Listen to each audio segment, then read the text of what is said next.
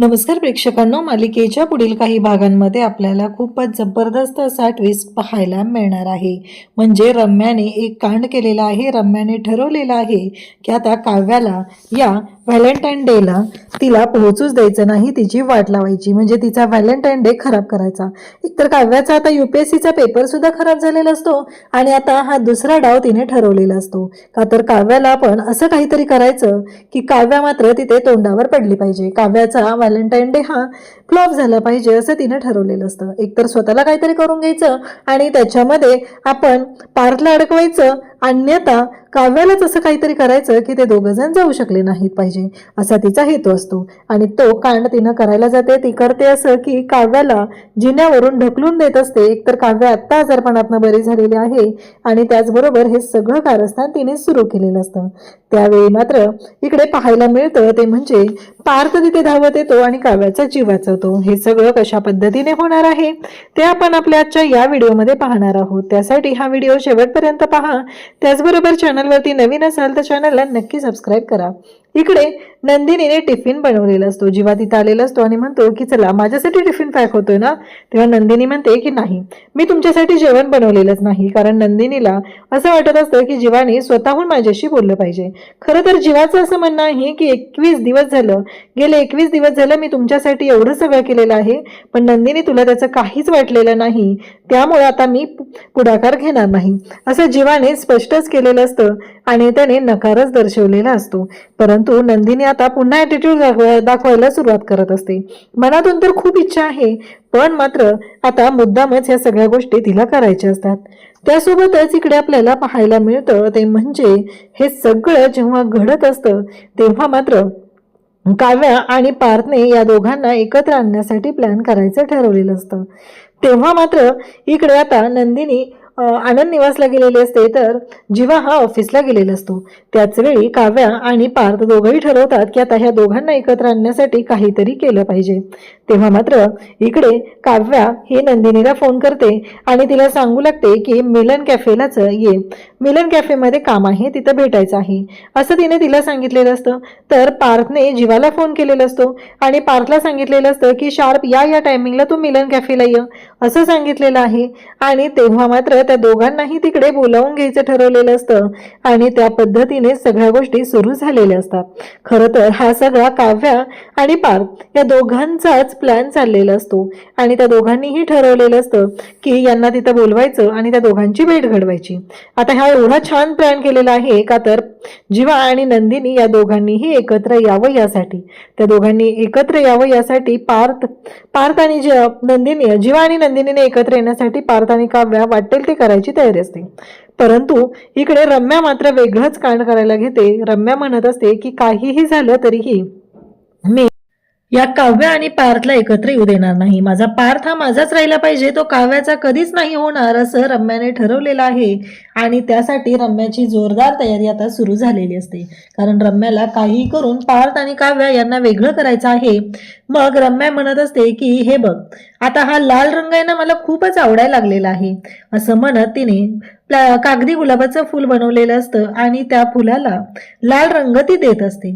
तेव्हा मात्र वसू म्हणत असते, अगं रम्या, हे सगळं काय बोलतेस तू, काय करतेस हे सगळं.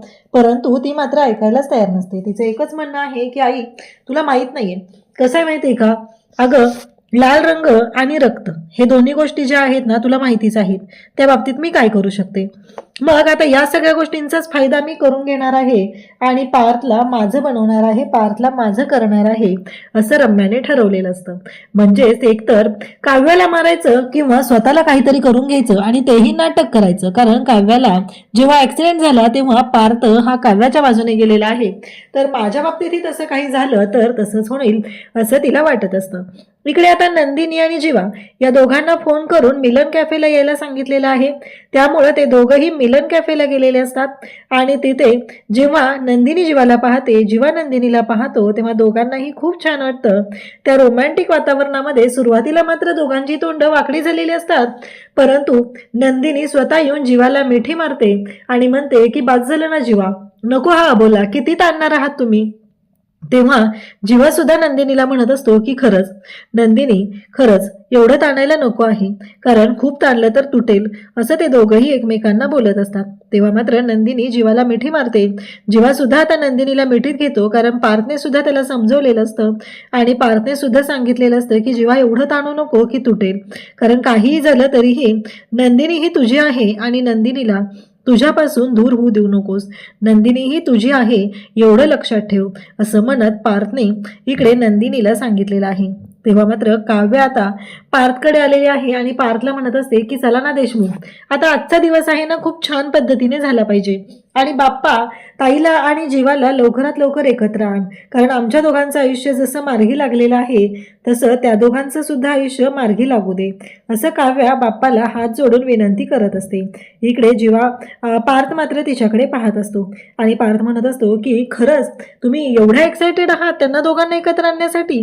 तेव्हा ती म्हणत असते की हो, मी खूप एक्सायटेड आहे त्या दोघांना एकत्र आणण्यासाठी.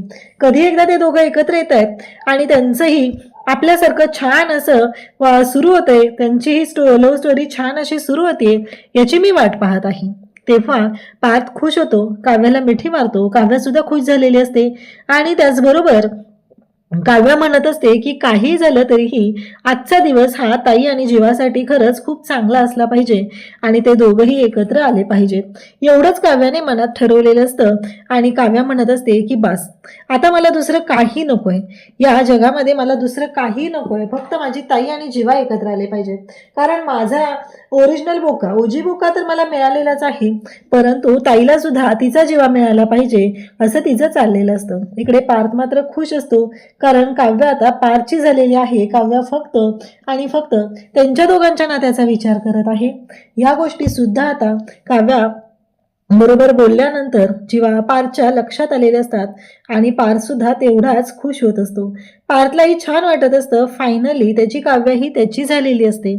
इकडे आता रम्याने वेगळंच कांड सुरू केलेलं आहे. रम्याला काहीही करून आता पार्थला आपलंसं करायचं आहे आणि त्यासाठी तिची फुल तयारी चालू झालेली असते.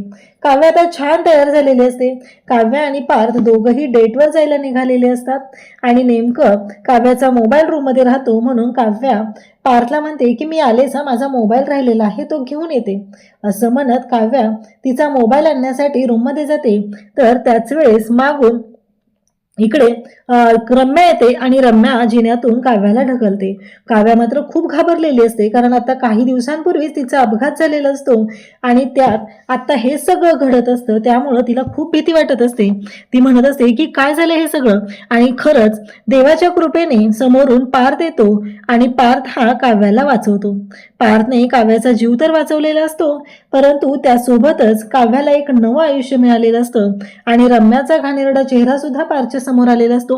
रम्याने काव्याला ढकललेला आहे ही गोष्ट सुद्धा पार्थच्या लक्षात आलेली असते आणि पार्थ मात्र भयानक असा चिडलेला असतो. पार्थ म्हणत असतो की बस झालं, आतापर्यंत खूप वेळा ऐकून घेतलेलं आहे, आता यापुढे ऐकून घेतलं जाणार नाही, असं म्हणत तो रम्याला ओरडून बोलत असतो. काहीही झालं तरीही यापुढे काव्याच्या बाबतीत जर काही वेडवाकडं झालं तर मी कधीच सहन करणार नाही, असं पार्थने स्पष्टपणे सांगितलेलं आहे. आणि रम्याच्या झिंजा उपटायला सुरुवात केलेली आहे. तेवढ्यात मानिनीने सुद्धा तिथं ते सगळं पाहिलेलं आहे. मानिनीने सुद्धा रम्याचं कानफाड फोडलेलं आहे. अशाच अपडेटसाठी चॅनलशी कनेक्ट राहा. थँक्यू.